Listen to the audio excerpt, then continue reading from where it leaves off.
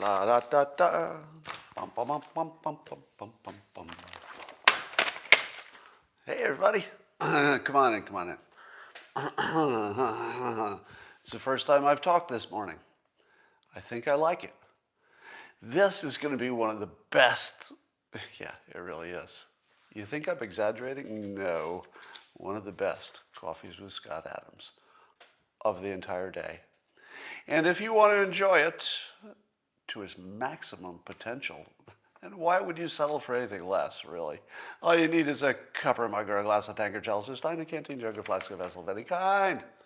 Fill it with your favorite liquid. I like coffee. And join me now for the unparalleled pleasure, the dopamine hit of the day, the thing that makes absolutely everything better. It's called the simultaneous sip, and watch it happen right now with your help. Go.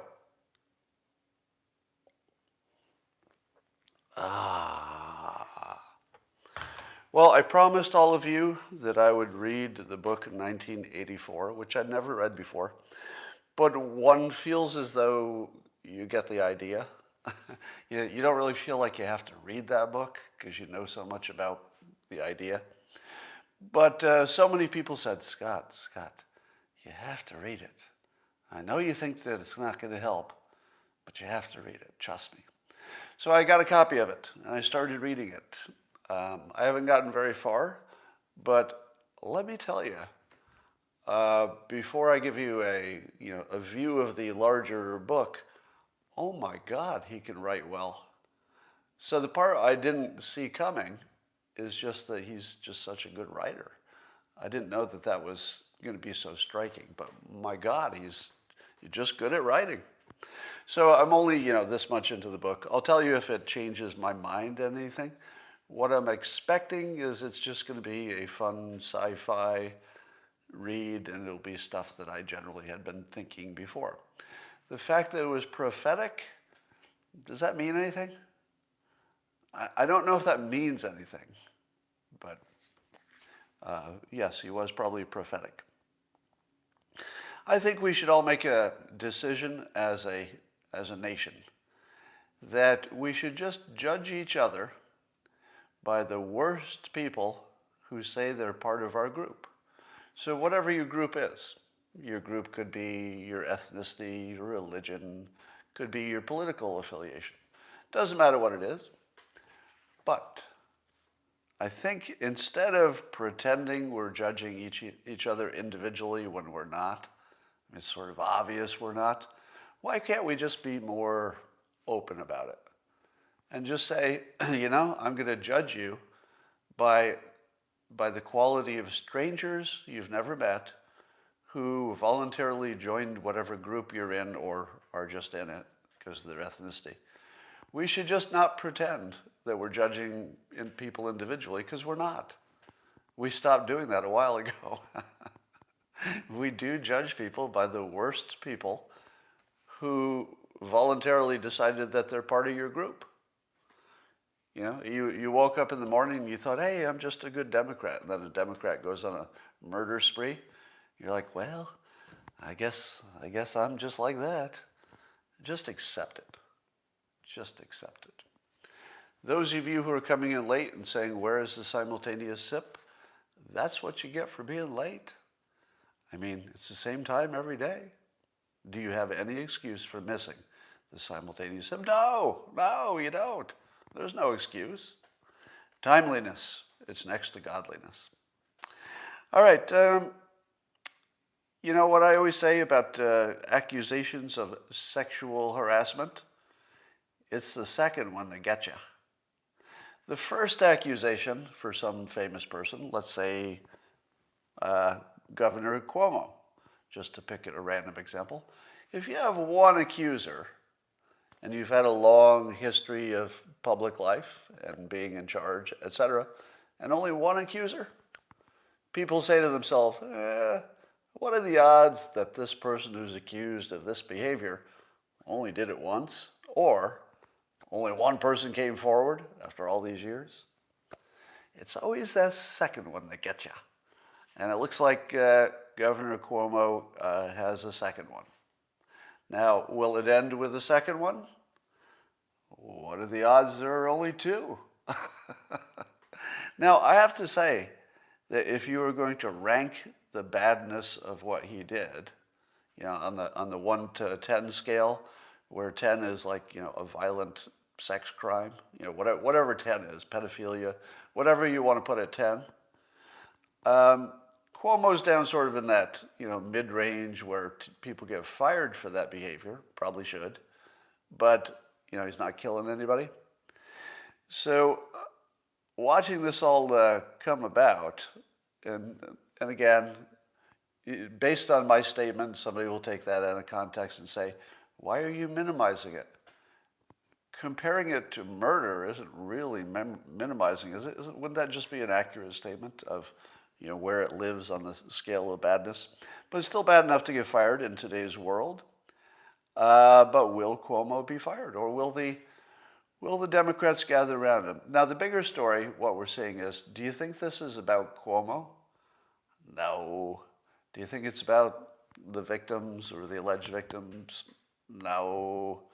No, it's not. It's about 2024. So when you see the people who are the presumptive, maybe front runners for 2024, you're watching one by one, they're all being taken down and assassinated by the opposite press. So you're seeing Cuomo being taken down by anybody who doesn't want to see him as president, because he had such a strong base there from the coronavirus for a while that it looked like, wow, he'd just have to want to be president, and he'd just walk right into the job. But the media has taken him down with the help of the accusers, and of course, probably the longest string of gigantic mistakes we've seen from any politician in a long time. Think about what you thought of Cuomo in the early days of the pandemic, because I was one of the people who praised him. And, I was trying to be independent of party affiliation and just say, hey, he's doing a pretty good job in these public hearings about coronavirus. But it turns out that might have been the only thing he was doing a good job at when he wasn't allegedly sexually harassing people and sending people to their death in nursing homes because of the coronavirus, and then apparently covering it up, allegedly. So he's had the worst, probably the worst year of any politician of any time, and he's still in office. Do you think a Republican would have lasted this long? I don't know. So we'll see. But when you see Josh Hawley getting targeted to be taken down, that's because he has 2024 potential, etc. But as of today, and based on what we're seeing in the polls and what we're seeing from CPAC and what Mitch McConnell is saying about Trump, etc., it doesn't look like the Republican side has any mystery left. The reporting is that Trump is going to walk right up to the line, but not cross it at his speech today, of looking like he's running for 2024. Now, I don't think he'd do it unless he meant it. I think he's way beyond bluffing. I don't think it's a bluff. So if you see that Trump acts serious about running in 2024, I would take it seriously. And apparently the Republican Party has decided that if he does run, that's it, right? I mean, there'll probably be a primary challenge, but it looks like he could just walk into the job. So, first of all, I'm happy that he's in the news again, so I have something to talk about. That really helps. But it does make all of the Republican potential challengers irrelevant now. So when we were talking about Rand Paul and Josh Hawley and Matt Gaetz and anybody else running for president, none of that matters. As long as Trump is in the mix, none of them have a chance of getting nominated. But would Trump have a chance of winning? Well, what is the prediction I remind you of every single day? My prediction I remind you of every day is that the longer Trump is out of office, the better he'll look. The better he will look. And the reason is that Biden will have to address one by one, each of the same things that Trump was criticized for, and he's going to have to do better, or presumably Democrats would lose the White House. Now, has he? Now, my take on this has always been that Trump had actually done as well as you can do on a lot of things that he was criticized for. And while we would all like a lot of things to be better, everything from health care to children in cages, who's in favor of children in cages? Nobody, right? So we looked at those problems and say, they're problems because they're hard to solve. So if Biden walks in and he solves them, I think he or the Democrats should get reelected, wouldn't you? Wouldn't you say if Biden came in and then just solved a bunch of problems that Trump couldn't solve, then I think the Democrats have a really good argument for the White House again. But if Biden walks in and runs into a wall, so to speak, and he can't solve any of the problems that Trump also struggled with, such as immigration is sort of not something you solve or don't solve. It's something you're sort of working on forever. But yeah, now that they're overflow facilities, somebody says they're not kids in cages anymore, so problem solved. So I would say that Biden is a real liability for keeping the White House unless he actually solves some problems that Trump couldn't, and everything we're seeing is him making it worse. It looks like Biden's making it worse on the border so far. We'll have to see how it develops, but at the moment, the smart money says he's making it worse. It looks like he's making it worse on jobs, with the pipeline, et cetera. So there's a whole bunch of places that it does look like Biden is just opening up the door to the White House for the Republicans and for Trump to come back in. All right, here's a thing that I would have called maybe not suspicious before. If you're a trusting person, you have to get screwed a number of times before you stop being trusting. And with social media, shadow banning and that sort of thing, I don't think we can trust that if there are two explanations for a thing with social media, I don't think you can trust the one that's innocent. Usually I tell you to trust the innocent explanation because it's usually right. But I don't know that we're in that world now. And here's the specific question. So I was watching my YouTube traffic for doing what I'm doing now. It's on both YouTube and Periscope at the moment. But the YouTube traffic, they have really good stats. You can track things. At about the time in 2020, when the Trump administration was making the most noise about some kind of regulation for the social media platforms and noise about suppression of conservative voices, something happened to my traffic. You're right, in the beginning of the summer of last year, and it just went crazy. So that's when the Trump administration was threatening the social media platforms. My Twitter feed, my YouTube traffic just went through the roof. Now, as soon as Biden won, my traffic fell off, like a lot. Now, is it just because it's not the election season? Now, if you had asked me, 2 years ago, why did things get quieter after Trump lost the election? I would have said, well, obviously there's just less energy out there. People who are watching me came to see what I said about Trump. He's not there. It's obvious. It's obvious why the traffic went up before the election. Obvious. And it's obvious why it went down after the election. But I don't know if we can make that assumption anymore, because I think the social media platforms lack the transparency which would allow you to say that the obvious answer is the obvious answer, that it's just a normal pattern because of the election. It doesn't feel like that. It feels like maybe it was the Trump administration pressure that changed the controls, and as soon as Biden's back in office, the controls went back on. That's what it feels like, right? Now, Can I say that the evidence demonstrates that clearly? No. No, because the other alternative, that is just a natural, because of the election cycle and there's nothing else to explain, explains it perfectly. But while you have these two explanations and non-transparency, it's sort of like the election problem, right? As long as you have any limits on transparency, we're way beyond the world in which you can assume good intentions. I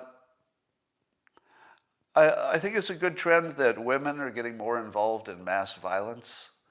You noted that a number of women were injured and were a vital part of the assault on the Capitol. I think 26 women have been identified as, people of interest by law enforcement. And where two women died, maybe? At least one.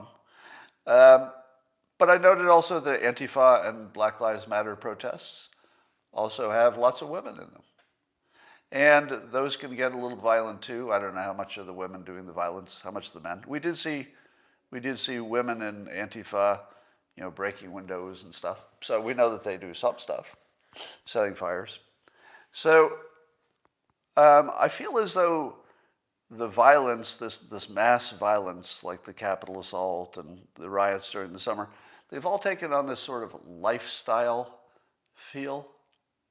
Because let me tell you this, and I'm trying to say this, in the least sexist way. If you're really trying to take over a country, you leave the women home. Sorry. If the Capitol assault had been an actual military takeover, the women don't go, right? And there's no reason they can't, of course. Women can carry weapons. Women are in the military. There's no reason they can't be there. It's not logically or practically, undoable. Certainly doable. But I feel as if when you're serious about it, the women don't go. They can, right? And they would be capable in many cases. But I feel like that's a big tell, that there's something more lifestyle about this and less killy about it. You know what I'm saying? Because as a culture, there are some things that are somewhat predictable, even if you don't like them. And one is that when the serious killing starts, the men push the women away. Right? If the men were there to do serious killing, they would have prevented the women from attending. They would have just kept saying, you can't go beyond this point. Because after this point, there's going to be some serious killing. You stay there. So I think that's yet another obvious signal that at least the bulk of the people who were at the Capitol were not planning it to be violent, because they would have pushed the women out of the building. They would have physically removed the women if they were planning to be that violent. Now, that's not an absolute, right? You can't say that for sure. But every time you see one of these indications of what people were thinking, it's worth throwing it in the mix. But it might be apophenia, that ability, that phenomenon where we see patterns where there are no patterns. All right. David Boxenhorn on Twitter made a comment that I love for its optimism. He said this on Twitter. He said, for decades, the world benefited from technologies spun off from World War II, then the Cold War. Will a new family of mRNA vaccines wipe out the last remaining serious infectious diseases and give us early protection from the next pandemic? I'm betting yes. Now, the specific examples in an article that David Boxenhorn tweeted was about how they're looking at the same technology, the base technology for the mRNA stuff. And by the way, I've heard this called a platform or a technology. And I don't know enough about it, but it's interesting that they see it as a platform, meaning that you could do a lot of things on top of the platform, and one of them might be malaria. So there's real good indication that you could use the same technology, not the same vaccination, but it's the same technology to take care of malaria. Malaria is like a big deal if you're in the wrong part of the world. And maybe even, as David Boxenhorn notes, maybe even targeted cancers. So there might be a cancer solution here, a malaria solution, and a pandemic solution that come out of this pandemic. And I think that this is more likely yes than no. So I'm going to agree with David here that I feel as if there are massive, just massive social and technological benefits coming out of the pandemic. You know, everything from changing how we do everything, right? Commute, buy things, shop, we do our food. I mean, just everything. But this is one of the big ones. Here's another good Twitter comment from Christopher Hill. Another person you should follow. David Boxenhorn, you should follow him. And Christopher Hill. And he says, and I never thought about this. This is a good point. He said, lockdowns largely rob us of our everyday experiences with the other group, meaning, you know, people on the left and people on the right politically, at least. I mean, it means every other kind of group as well. How many leftists were kept in check because a conservative would stop and fix their stranded car? Took 1 year to go full Nazi. Like, things move fast, right?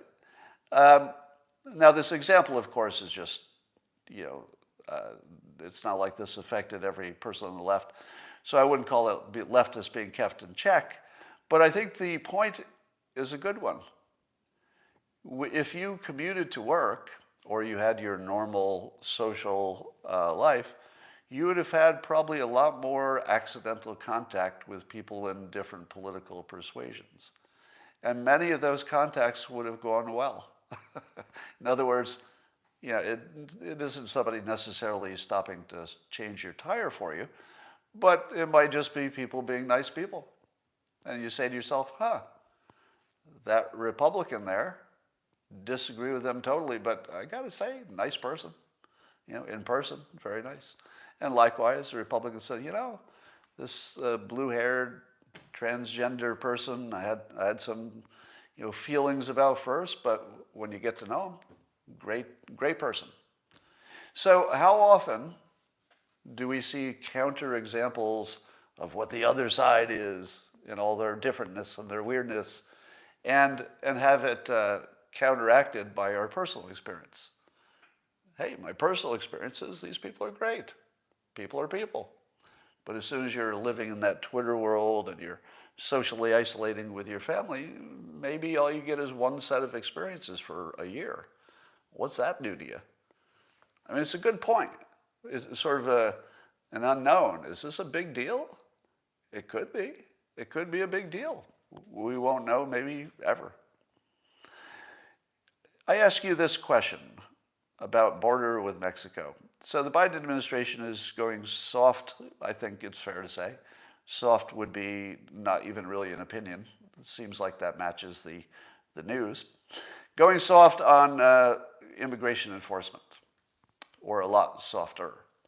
So a lot of the folks who would have been eligible or targeted for deportation under Trump are no longer targeted. So they have to be pretty serious criminals to get deported now. But beyond that, there may be more of an open invitation to come on over, because you know you won't be put in cages. Maybe we'll see, or you might be able to stay and just not show up for your court case, and that's fine. So under Biden, we do assume that there will be an increase in immigration of some kind. We're waiting to see what that looks like. But here's my question. Shouldn't we at least be talking about annexing Mexico, making it some kind of a affiliated organization? I'm not sure Americans would want to increase their taxes to take care of the social programs in Mexico.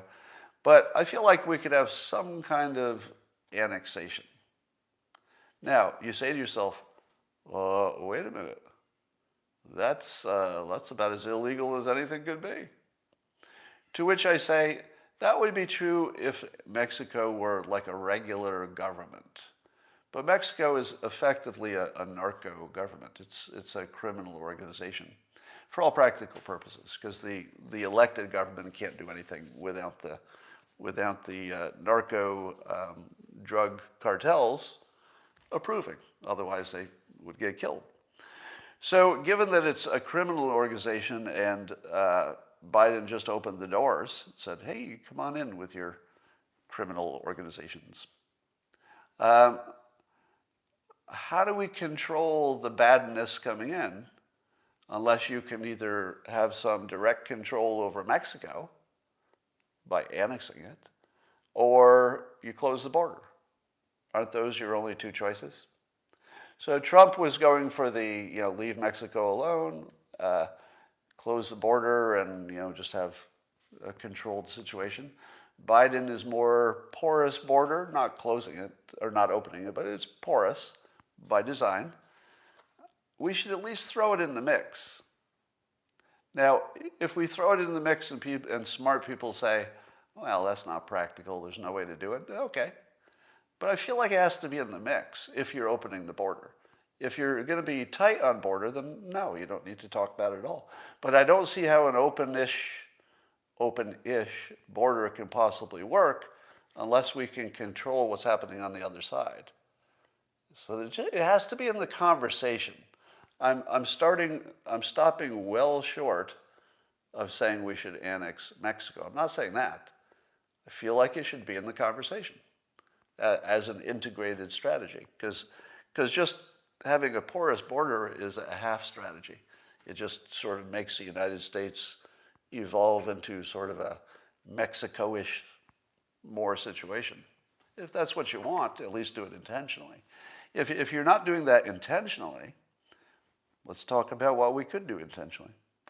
Have you noticed that there are two situations when you have a disagreement with somebody? Number one, they're hallucinating a world that doesn't exist because they don't have enough information. So people who are low on information literally hallucinate a world that doesn't exist because their lack of information causes them to piece together this view of reality that's artificial, isn't real.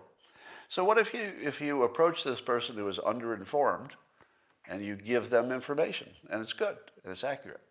Does that person take that information and say, oh, wow, you filled in a whole bunch of holes for me, didn't know about that, so now I'm going to alter my worldview with this new information? No. No. You can observe that doesn't happen. The person will be triggered into cognitive dissonance. And cognitive dissonance is just another kind of hallucination. So it's just a different hallucination. The first hallucination is triggered by lack of knowledge. The second hallucination is triggered by accurate knowledge. It just doesn't match what they thought before. There are only two situations: not having enough knowledge and then having enough knowledge. Both of them cause you to hallucinate. Now, I've been telling you since the beginning, I have this background in hypnosis, and hypnotists are taught, among other things, that everything is a hallucination. In other words, everything is a subjective interpretation of something. There might be some base reality, but it's not available to us. We don't know what it is. I mean, we can get clues through the process of science, over time, but our day-to-day, what's the world, who am I, what's going to happen today, what are the forces that are operating, it's all illusions. You only have two ways to get to those illusions, but there are only two paths, and they both lead to illusion. So it's one thing to intellectually know this is true.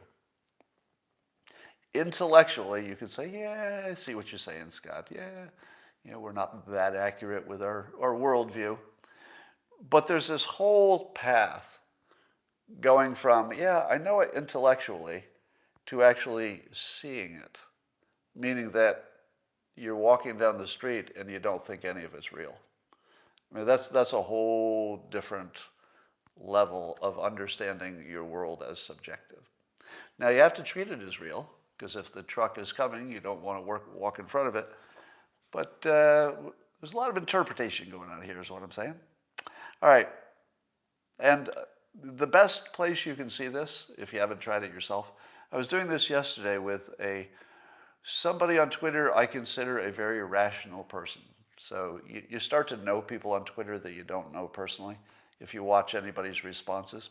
And there's one individual, and I won't name him, but he's really good at responses. And I see him responding to lots of different tweets in my feed. And he does a good job. And he often disagrees with me or the people he's responding to, but he does it really well. So it's not a name that you've heard before, all right? So I'm talking about somebody whose name I've never mentioned. So if you think you can guess who it is, no, it's just somebody you probably haven't experienced. And I was watching him doubt the Fine People hoax, and then somebody showed him the full transcript and pointed to where in the transcript you can see Trump says without prompting that the racists should be condemned. Now, the transcript is 100% clear information that Trump always talked about his assumption that there were non-racists there and they were the fine people. The people who were the racists were the not fine people. Clear as could be. So what happens when a completely rational person is introduced with this new knowledge? They go down the well. I call it the cognitive dissonance well. And watching it happen in real time, you have to try it. You need to try it at home. The first thing they'll do is deny that there were any fine people there. And then I usually add, I interviewed them. And they denounced the racists, and they just liked the statues. And then a little further down the well, the person will say, but they couldn't have been fine people because they were marching with racists. Who marches with racists? Now that's the first hallucination. There's no evidence that everybody was marching. That's just, nobody's ever reported that. It's never been asserted. It's a complete hallucination that all the people there were marching. In fact, there were just different groups. Some were marching. The police actually wouldn't let people who got there after a certain point even get anywhere near the marchers. So they were physically separated. So that's the first hallucination. You get that every time.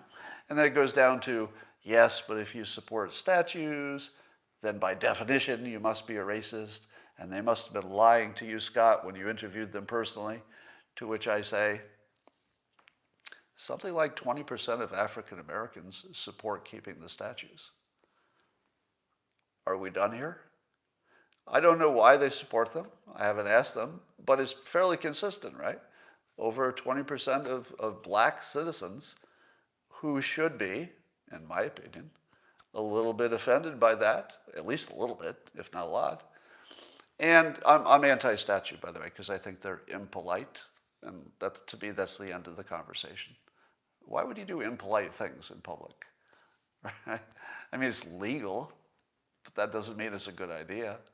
So for me, the entire statue conversation comes down to, is that polite to put something up there that so many citizens of this country are offended by?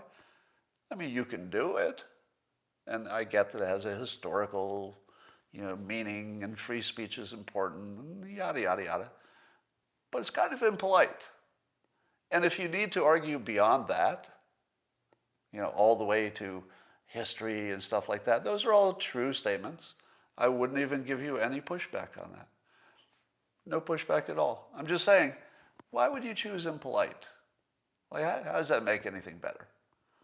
Like, you don't even need to get political about this even a little bit. I don't see any politics to it. It's rude. It's just impolite. Now, it wasn't always rude, right? Things change. But I think you have to allow that people's sensibilities change over time. All right. Speaking of CPAC, Malcolm Flex, also on Twitter, made this comment. He said that, talking about CPAC, he says, making masking a hill to die on is a self-replicating L, meaning loss, for conservatives. Many conservatives don't have any political capital or willpower to enforce not masking. Could have just hammered on Fauci's inconsistencies and double masking idiocy. Good analysis by Malcolm Flex. I assume that's just his Twitter name. I would agree with this. It is one thing to say that you as a, let's say, Republican, it's one thing to say that you're anti-mask and you think other people should be, etc. But it's not something you're going to win, right? So pushing against something you're not really going to win, you have to ask yourself if that's worth doing. But more importantly, it's just this giant red flag that says, don't vote for me in 2024. You know, the CPAC is it's primarily about the base, right? But it's widely reported. So whatever they do that sends a political message about who Republicans are is going to come out of CPAC. And the message the Republicans sent is that they're anti-mask. Now, of course, Republicans vote for Republicans, but you need just a few people on the other team to vote for you if you want to be president. You got to get a few. How many Democrats are Republicans going to get to vote for them by being anti-mask? None. It's to Democrats, it looks anti-science. So it's one thing to fire up your base with your anti-mask stuff, but it's such a bad look if you're trying to attract any votes from the other side. So I'd say politically, it's a disaster. And I would agree with Malcolm Flex's take. But in terms of your personal opinion, it's fine. Yeah. Now, I know you want to argue with me about the science and the freedom of the mask. I'm not talking about any of that. Those are all separate conversations. I'm talking about only the politics. All right? The way you look and the way you present yourself matters, right? If you want your person to be in charge, you need them to put on a good show. The show is part of politics, right? The form is, in many ways, more important than the function. That's how politics works. So I think it's terrible politics, no matter what you think about the science or the freedom of it. Those are just separate conversations. On CNN, there's MSNBC, there was an opinion piece saying, why did the Capitol, let's say the Capitol law enforcement people, why did they prepare extensively for the Black Lives Matter protests about George Floyd, but they did not prepare extensively for the Capitol assault by the Trump supporters? And the the direct accusation is that it was racism. Do you buy that? Do you think it was racism? Because I guess in both cases, they did not have valid intel to say that either one of them would cause violence, excess violence that would require a massive presence. There's always a little. So if neither the BLM protests for George Floyd nor the Capitol protests were meant, or at least predicted, to become big violent events, always a little bit of violence. If they weren't predicted, but one of them you prepared for and one you didn't, isn't that racism? Did you only think that the BLM protests would get violent because there would be a lot of black people there? That's a fair question, isn't it? Is that a fair question? No. No, that's not a fair question. Because there was enough history with Black Lives Matter / Antifa protests to assume that things could get out of control, at least looting-wise. What was the track record of Trump-related gatherings? Zero violence, or whatever is trivial, right? So if you were making your assumption based on track record, you would prepare differently for those two things, wouldn't you? I would. I wouldn't have called it racist. Do you think of course there are, not if, but do you think that the black law enforcement people who you should assume would be less racist against black people. Is that a fair assumption? That the black law enforcement people probably agreed with this same standard, that they hadn't seen Trump supporters get violent before. They'd seen Black Lives Matter and Antifa sort of combined protests definitely get out of control. Why wouldn't you incorporate that in your planning? I don't understand why that would not be an obvious thing to incorporate. Past pattern seems obvious. Senator Chris Murphy tweeted, and you got to see the comments on this tweet. It's on my feed. He tweeted, "I'm a progressive Democrat, but I'm friends with Republicans. I frequent businesses owned by Republicans. I root for sports teams full of Republicans. I've devoted my life to politics, but I'm careful to not let my politics consume me." I appreciate this. That's a good statement. That's a good statement of how to keep your politics and your personal life separate and be good to everybody, and it calls for unity. Man, you should expect that the comments, wouldn't the comments on that be pretty good, huh? I mean, you'd expect people in the comments, especially the Democrats, to say, yeah, let's have some unity. Let's work together. But no, instead, Democrats flooded into this Democrat's tweet to tell them that this is different, and you cannot befriend Republicans because it would be, I'm putting my own spin on this, but effectively they're saying, this is different, Republicans are Nazis, and you don't make friends with Nazis. That's the world we live in. And I got to tell you, if you don't read the comments yourself, you won't even believe that there are people out there who believe that. Now, what got us here? What caused this situation? This is clearly the fake news. The fake news plus social media, extending it. This is a fake news problem. 100% a fake news problem. And we're letting them do that to this country. The fake news is just ripping the country apart. And we just let it happen. Because, fourth estate, yeah, very valuable. Got to have that, that news business. But we lost our news business. We don't have really a news business. Not in the way we used to, if we ever did. I don't know. So let's score one for fake news, destroying the country. There's a study of a drug called Fluvoxamine, which is used to treat stuff like OCD and social anxiety and depression. And apparently in trials, it lowered the number of people who die of COVID. So it's a completely unrelated use because it's not meant for anything like COVID. But because it helps regulate the body's inflammatory response, it took the death rate to zero. Zero. In a small trial, right? Now, you could certainly complain about the statistical power of what they did, but it was big enough that you'd certainly expect at least one person to die. At least one, because in the control group, several did. And that's exactly what you'd expect. Now, could it be that 6 people dying in the control group and 0 in the other group?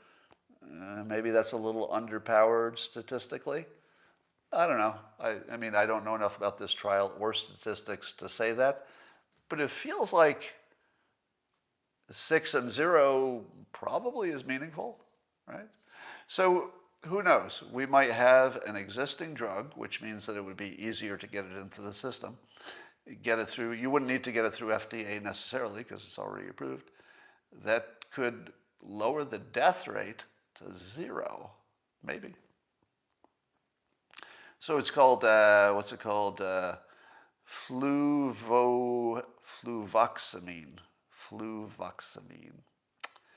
So the George Floyd trial, speaking of George Floyd, is coming. I don't know when. But there's a report that Minneapolis, the city, is paying social influencers, as Jonathan Turley said in a tweet, to spread an approved narrative during the Floyd trial. And there's quite a bit of money in it. So they're actually paying people who are not part of the government to send the approved narrative to the world. Now, I have two thoughts on this. Number one, as a communication strategy, it's pretty good. Because apparently if you can get to, say, some big Twitter accounts, they can spread the news more efficiently than, say, the news could. Because not everybody watches the news, but if you get the right social influencers, they can get all these nooks and crannies of people who are not following mainstream stuff. So as a communication strategy, I like it. But can you see any reason that the government would need to control the news on this story? Now, one must always be careful that you are not the one who is experiencing cognitive dissonance and or confirmation bias. The reason those things exist and are widespread is that if it's happening to you, you're the only one who can't tell. Other people might be able to tell that you're hallucinating, but when it happens to you, by definition, they are your own hallucinations, so you can't tell. You think it's real. What is your take on the George Floyd thing and what's going to happen at the trial? I don't know if I'm suffering from confirmation bias and cognitive dissonance on this story, but I've seen all the video, I've seen all the reporting, and my opinion is, and I could be in cognitive dissonance, and I could be experiencing confirmation bias. Very possible. Very possible. All right? Don't rule that out. But my strong impression, which could be totally wrong, is that there isn't any chance that the cop involved, the main cop who is kneeling on the neck, will get convicted of anything murderish. Do you think so? Did you see anything that would suggest he would be convicted of murder that wasn't obviously fake news? Right, because we know they had enough fentanyl in them to make that at least a likely cause of death. If you're on the jury and somebody tells you, well, yes, he did have drugs in him that probably were going to kill him any minute, but really it was the knee on the neck that killed him, what kind of vote do you do? Do you vote that guy guilty if there are two causes of death? One you know would kill him for sure, and the other one, it's hard to imagine it could kill him, but it sort of looked like it on the video, but it's hard to imagine how it would. But one of them definitely would kill him. How in the world do you get 12 people on a jury to convict that guy? Now, he may be guilty of any number of lesser police procedure violations. I wouldn't be surprised if everything he did was a violation of police procedure. I wouldn't know. Would you? But murder? I don't think there's any chance. So what we're seeing here is that the state, in this case the Minneapolis, it probably knows that something illegitimate is happening, and they need to manage how we think about it. Interesting, isn't it? Yeah, it looks like he was overcharged, and that's going to cause a problem.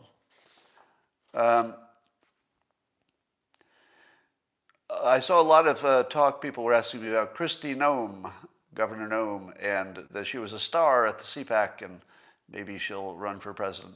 But I will reiterate, as long as Trump looks like he's going to run, and he does, it doesn't matter what any of the other Republicans are doing or saying. But I'll give you my take on Kristi Noem as let's say, as a star power Republican. I can see it. I can see it. She definitely has that X factor thing that makes people, want to pay attention. If we pretend her physicality has nothing to do with it, we're just being stupid, because obviously it does.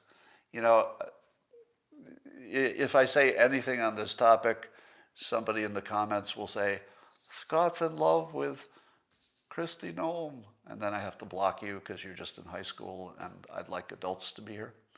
But you can't ignore it as it's just an obvious factor. People's physicality just matters. It matters. She has probably the most well-developed arms I've ever seen on a human being. It matters. It matters, right? But she's a little low energy. That's what I got from her speech. her wattage is a little lower than maybe it would take to get elected. Now, maybe she can raise that wattage with some practice and effort. I don't know. But I would say maybe not quite the energy needed, but she'd be a strong candidate. I mean, certainly she'd have. If Trump were not in the race, she'd be pretty strong. Because I can't think of a negative against her, except the Democrats wouldn't like her mask policy, but I don't know. I think she could survive that because the state did okay, relatively speaking. Yeah, applause was high, and Republicans like her, but none of it's relevant as long as Trump is likely to be in the race. Nobody has a chance against him. All right, so Governor Cuomo apparently is going to appoint a judge to look at the sexual harassment allegations against him, but he picks somebody who's an insider, somebody who has enough of a connection to Cuomo that nobody in the world would trust the result if it came out good for him. So the fix is in on that. And watching CNN have to cover this story, because at this point, even they're covering it, is the story within the story. It's better than the story. Over in Portland, direct action, the rioters are still rioting. And they were shouting slogans and graffitiing things like "No kids in cages." So, and they spray painted ICE field office. So I guess Biden did not stop the protests about the kids in cages, but we'll see if that goes anywhere. How in the world does Cuomo get to pick a judge to look into his malfeasance? Yeah. How in the world? Obviously, it looks like an inside job, but we'll find out what happens. And I will leave you on this following thought. If we had a real leader in this country, here's something that real leader would be telling us. Hey, country, here are the statistics for the private schools that stayed open in the same general area as the public schools that did not. And here are the virus outcomes for those private schools and their families. And now you've got something to look at. So when you're deciding to open the public schools, you can look at the private ones and say, how'd they do? And that would be not a perfect analogy, because the private schools might have more resources, might have richer kids, so you've got a different infection level, et cetera. But it would tell you something. It would tell you something important. So for example, if it told you that the private schools had lots of infections, well, then you should keep your public schools closed. Maybe, right? Depending on the level. But where is the leader just telling us that statistic? Because it's our biggest question, isn't it? It affects everything from the economy to your mental health to your just everything. It's the biggest question, putting kids back in school. And the biggest data point would be one we have, I would imagine, or we could get, which is private schools. How'd they do? And also some public schools that did remain open or have, partially open. How'd they do? Wouldn't your leader, if you had one, just tell you that statistic or tell you what's wrong with it, or maybe we need to collect more or something? There might be some context that's important. But why are we not being told that? I feel as if I could be a better president on day one. Let me tell you how I would be president or governor if you imagine me running California. I would do it the same way.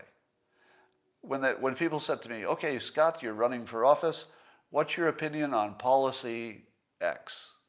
And I would say the same thing for every policy. I'll tell you what, when I'm elected, I'll have the best proponents of each strategy for each policy, debate in public with me as the host.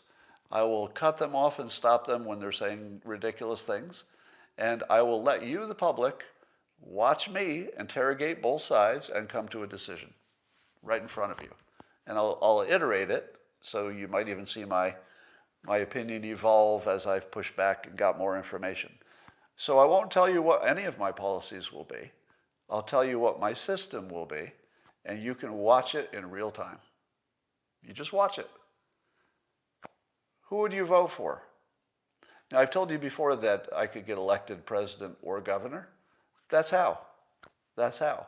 Now you say to me, but Scott, what about your personal life and all those things you did, or they'll say you did, or those statements you made on social media 20 years ago, and they sounded sexist when you said them because they're out of context, of course.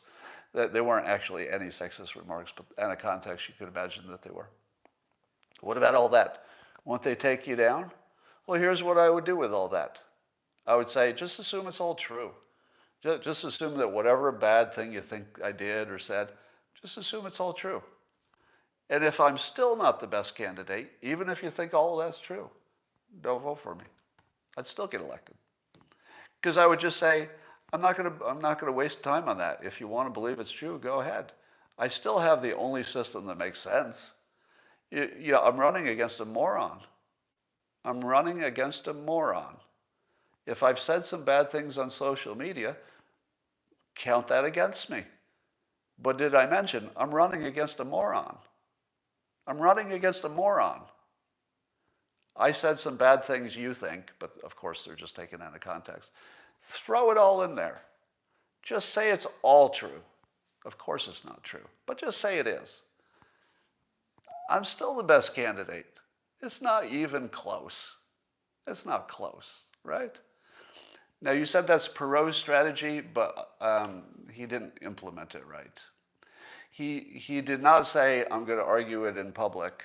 He was more about the data and not being political and stuff, and that was good as far as it went. But he didn't have the persuasion skills that I do, and if he did, he probably would have been president. But running as a third party doesn't work. If I ran for office, I would run as what? What would I run as? Let me ask you. If I ran for major office, what party would I run as? I just want to see what you think. Somebody says independent, wrong. So it's definitely not independent, because you wouldn't get elected. There would be no point. All right, I'm just looking at your answers. Most are saying Democrat, some are saying Republican. Some are saying Republican, left of Bernie, Whig Party, Libertarian, Realist. No, the only ones that make sense are Democrat and Republican, because that's the only way you can get elected in this country. I mean, realistically, at least for president. So it'd have to be one of those. Which one would I run on? Just think in terms of strategy. I would run as a Democrat. I would run as a Democrat. Do you know why?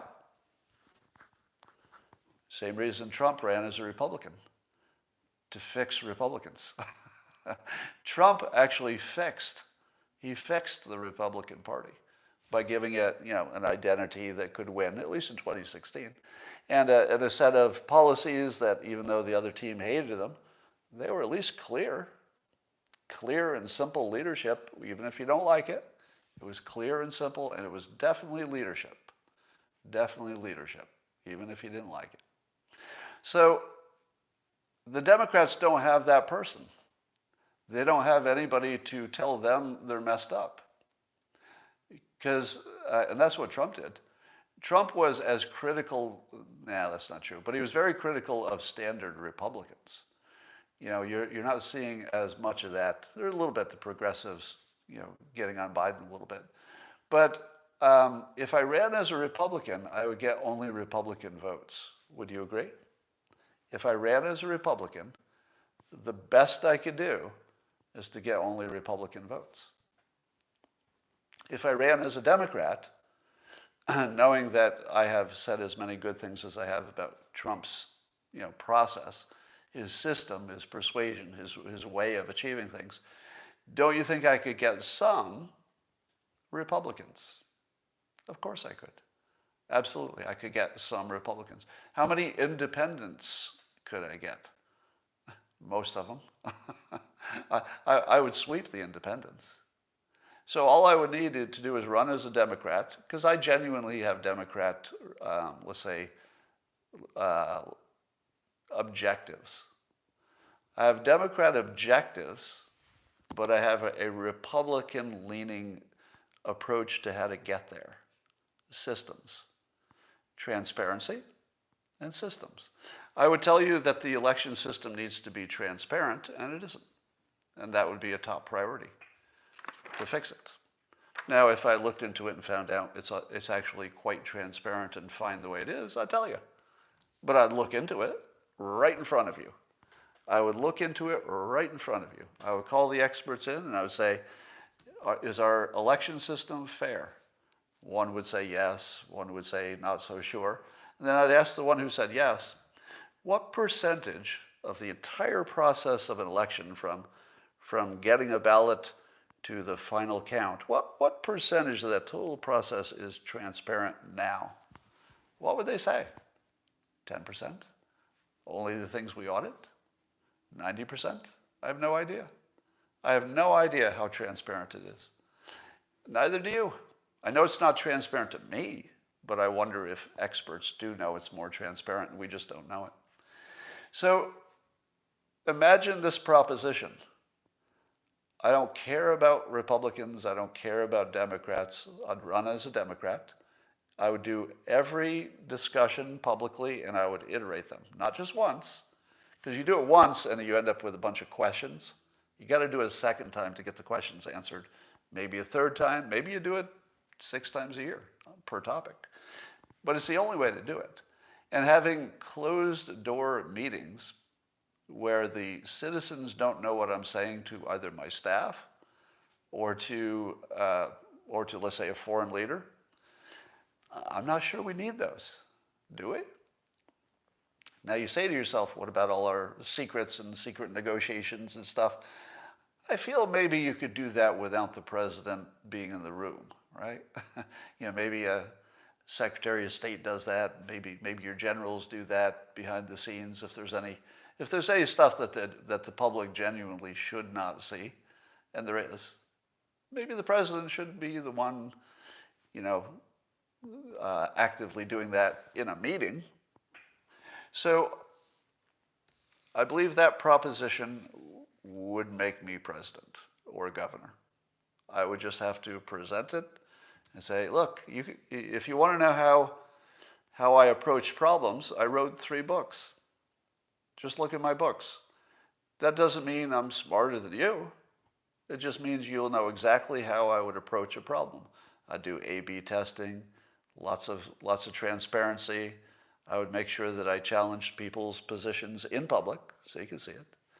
And then I would make decisions that gave us the best system, loving the Republicans, with the best objective, loving the Democrats.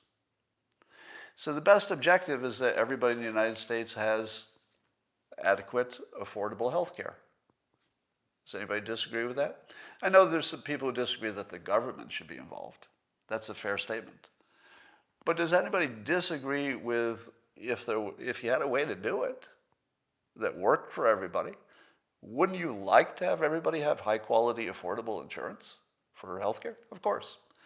So I would give the best system that would get you the closest to it, knowing that there are good ways to do it and bad ways to do it. But I'd take the system that got you the closest, and I would do it in public, right in front of you. Am I bored? I'm bored by the news because the news got uninteresting when Trump left. But I have to say, can I do a little poll here with my viewers? With Trump mostly off the stage, although today he'll be back on the stage at CPAC, but with Trump mostly out of the news, you would agree that the news got completely boring, right? Right? Because he was really the energy that made everything fun to talk about, even if you didn't like it. So there's that.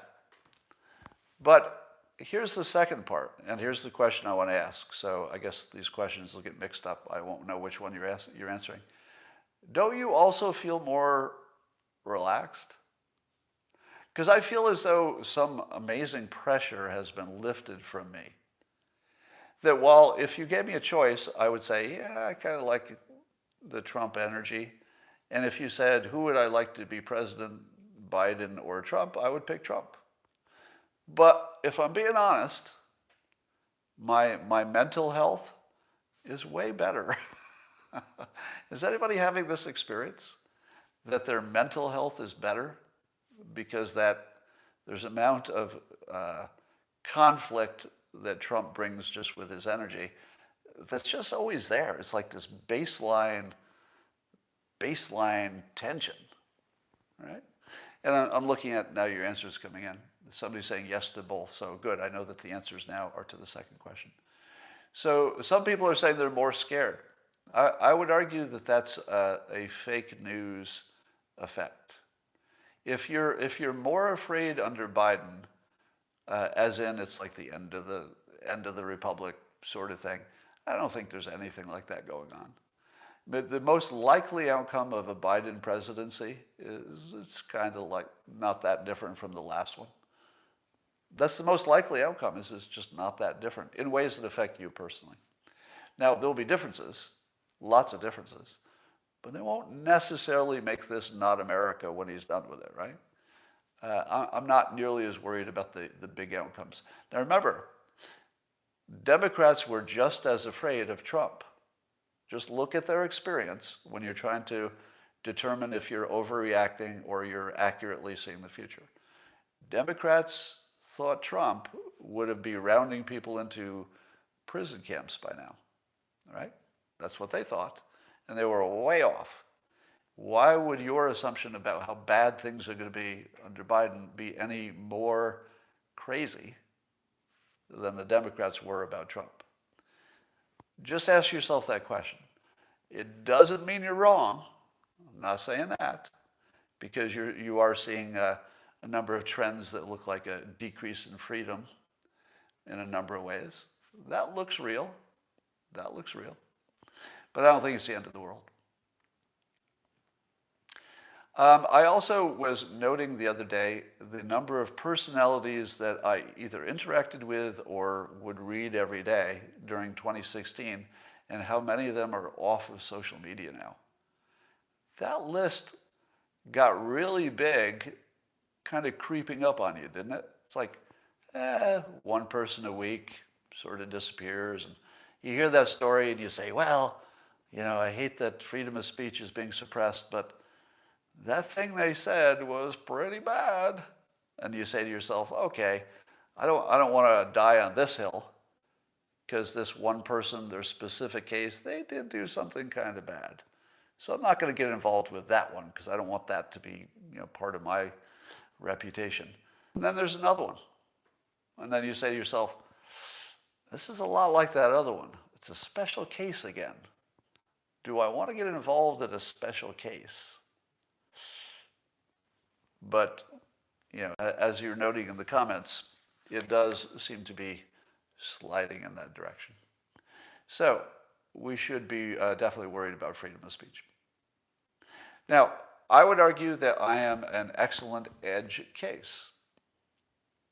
I would say that I'm very careful about saying what is alleged versus what we know to be true. So, in theory, my voice should be safe, freedom of speech, etc., because I'm not pushing inaccurate information. And if I did accidentally, of course I have it accidentally. So everybody who does what I do occasionally says something that's not true. You can't avoid that. But if you correct it, then you're just like the rest of the media. It's only when you keep pressing that falsehood that you get in trouble.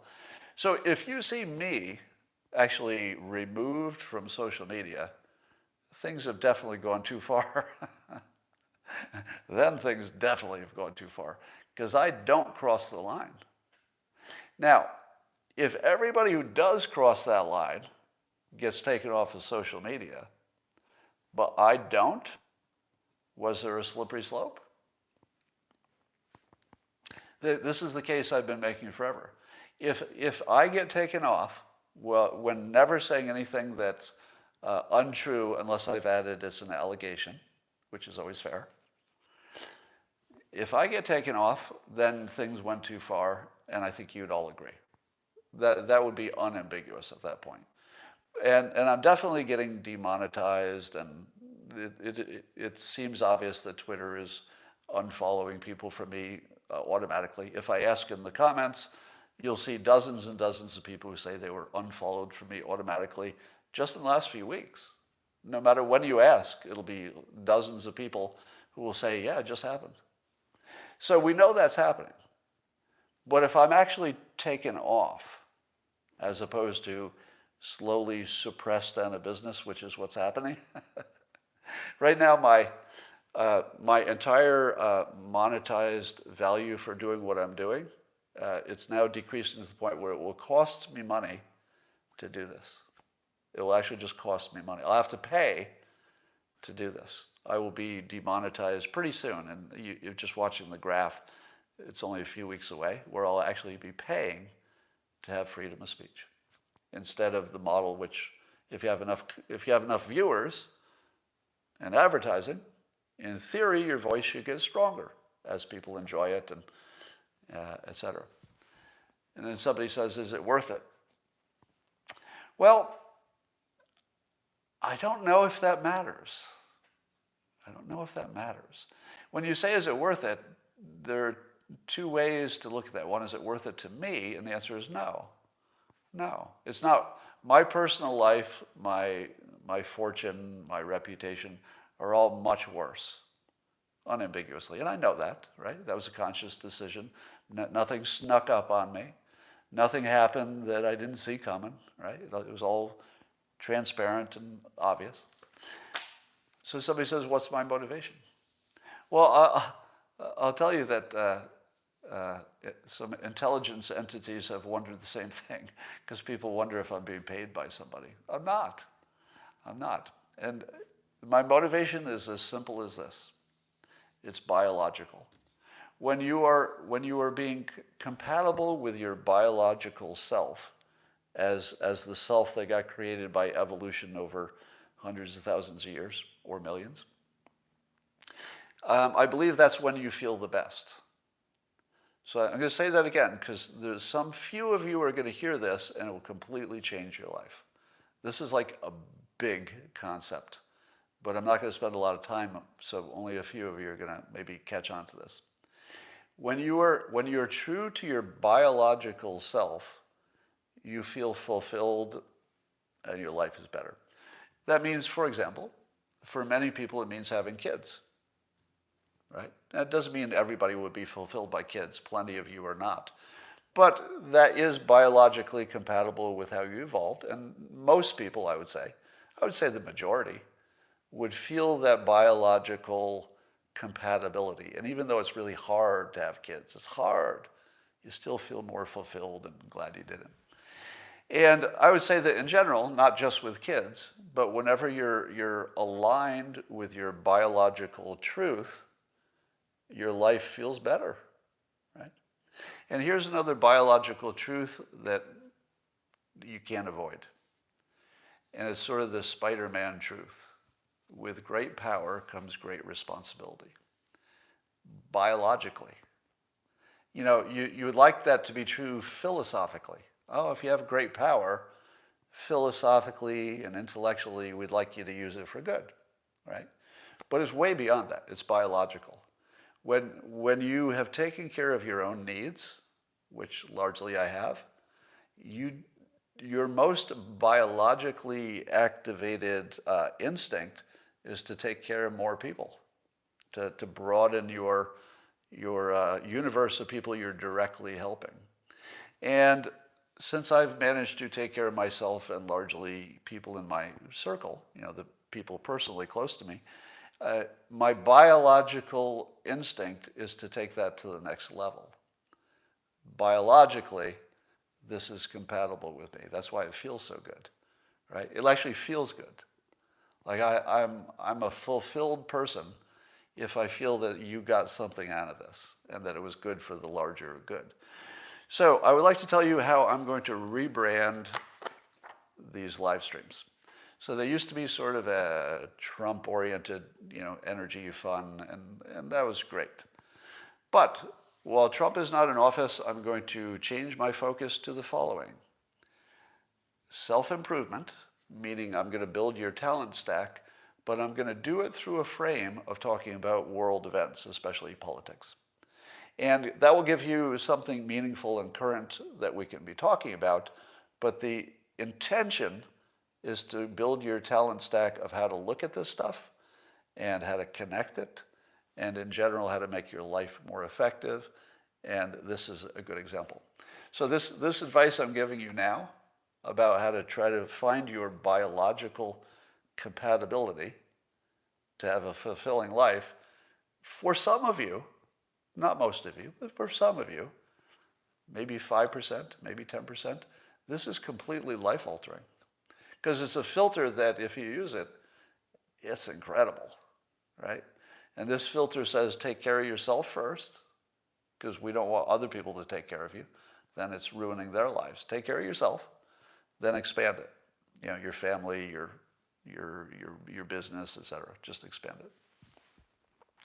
So that's going to be the mode. Talk about the headlines, but build your talent stack in ways you won't even know is happening. All right? You won't even know you're getting smarter. You won't even know you're getting more effective. It's just going to happen because you're going to be exposed to new ideas, and some of them will stick. All right. Somebody said they had a 15-year-old, their 15-year-old read my books. Let me tell you something. If you have a 15-year-old who you can get to read even one of my books completely, you have a prodigy there. You have something special, all right? And I'll bet you know that, right? I know you know that. Because in the comments, tell me how many of you could get a teenager to read one of my books? Really? How many of you could pull that off? 10%? No, not 10%. 5%? Oh, wow. A couple people saying they pulled that off. Are you kidding? What? Okay, most people are saying, or maybe half. Half are saying no way. Holy cow, a bunch of you actually pulled that off. I am so impressed with your children, if not your parenting. You know, my instinct is not to give you credit for good parenting, although that's really good parenting. But you have to have a kid who's willing to do that, and I'm not sure the parenting gets you to that point. I think there's something about the kid. If you've got a kid who can absorb this kind of material as a teenager, if I could buy stock in those kids, I would buy stock. I mean, I would literally, I would invest. If I had a way to buy if I could buy an index fund, if there was some way to legally do this, an index fund of people who are capable of reading any kind of self-improvement book, whether it's mine or somebody else's, if they're even capable of doing that as a teenager, I want to put all my money on them. Because if you don't think you can change your whole life by studying it up, in other words, studying how to be effective, reading self-help books from a variety of people, if you don't think you can completely change your life just by reading the guides about how to do it, you're wrong. I was doing this as a kid. When I was in my teens, I was voraciously absorbing success stories of famous people. So wherever I saw a story about this person became successful, I would read every detail, and I'd be looking for the commonalities. All right, compare this success story to this success story. What's in common? Okay. Now how about this new one? And I'd always be looking for the pattern, because I believed there was a pattern, and I believed that if I could find it, I could build a strategy around it to guarantee that I would be successful. And that lifetime of looking for that pattern became my book, How to Fail at Almost Everything and Still Win Big. That's where systems versus goals came from. It's where A/B testing came from. It's where learning to get over a failure and shame came from. All of those are based on looking at the success stories of other people, which is a lifelong passion of mine to do that. So, if you've got a 15-year-old kid who can do that, oh my God, the potential they have. Because If you could get every kid to just read my book, and I'm not even going to say that mine is like the best book in the world. I think it is, actually, for this kind of thing. But if you could get teenagers to read this kind of book in school, it would be completely life-altering. I mean, in gigantic ways. It would be huge. It would change civilization. But we don't do it. All right. That's all for now. We'll talk to you later. All right, YouTubers. Might need you to run just to take on China. Yeah, I think enough people are wise to China at this point that I don't know that I would be the best choice for that, but I would definitely be hard on China in a way that, oh my God, my son was like that too, Scott, as a kid. Good.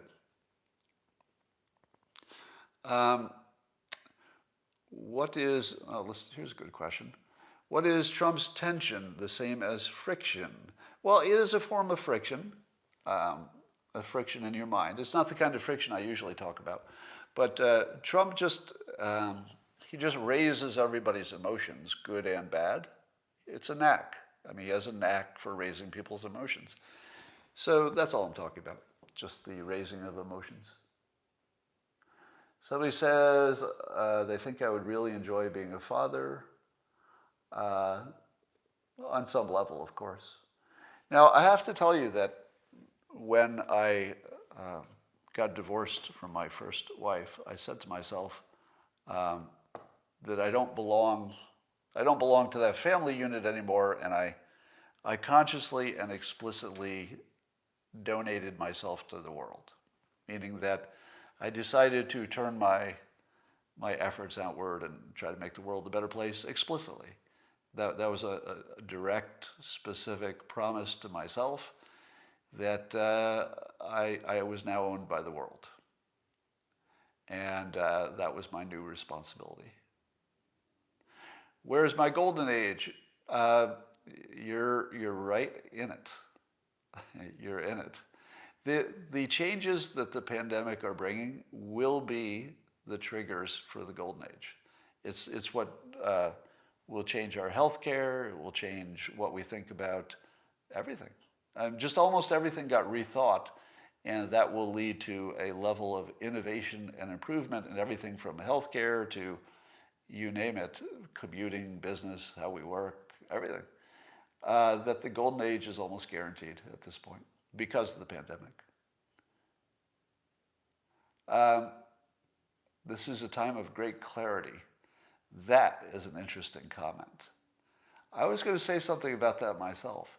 There is something about the pandemic, maybe it's just, I don't know, maybe it's Trump, but there's something about this time in which people's illusions are evaporating, more so than I've ever seen before. Now, we still have plenty of illusions, like hoaxes and stuff. It's dominates the news. It's more hoaxes than real news. But I feel as though at the same time, there's this weird clarity that is forming about a lot of stuff. And I don't know what's going to win, the greater new fake news hoaxes or the greater clarity about the fact that we're being manipulated by the movers and the power people. I don't talk about Bitcoin just because it's outside of my expertise level, and there's not much to say about it that's interesting, actually. Sometimes it goes up. That's what you need to say.